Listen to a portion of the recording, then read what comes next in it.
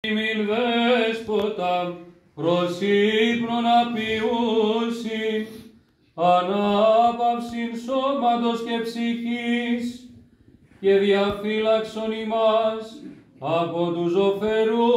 ύπνου της αμαρτίας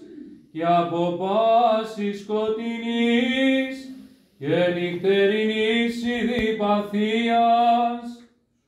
παύσοντας ορμάς των παθών, σβέσοντα πεπυρωμένα βέλη του πονηρού, τα καθημών δολίως κινούμενα,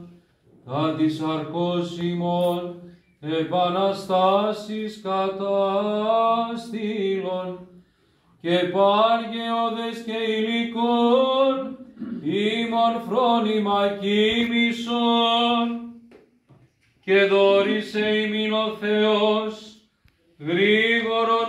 ούν σόφρον αλογισμών, καρδιάν ύφουσαν,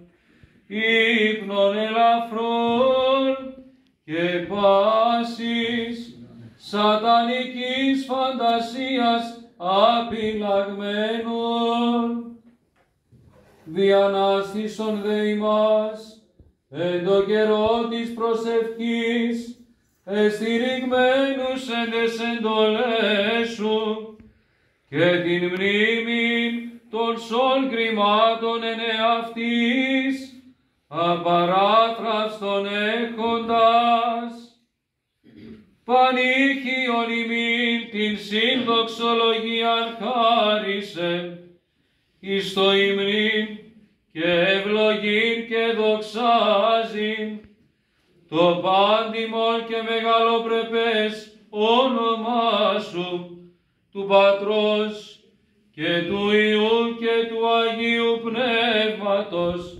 νυν και αΐ και εις τους αιώνας των αιώνων. Αμήν. Υπερένδοξε, αϊπάρθενε, ευλογημένη Θεοτόκε, προσάγαγε την ημετέραν προσευχήν το Υιό σου και Θεό ημών, και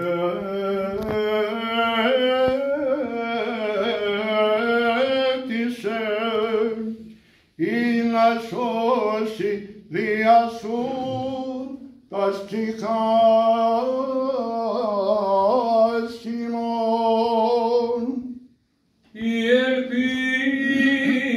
μου πατήρ, καταφύγει μου ο Υιός, σκέπη μου το Πνεύμα το Άγιον, Τριάς Αγία δόξα σοι. Την πάσαν ελπίδα μου εις ανατίθιμη, μήτερ του Θεού, φύλαξον ημάς υπό την σκέπη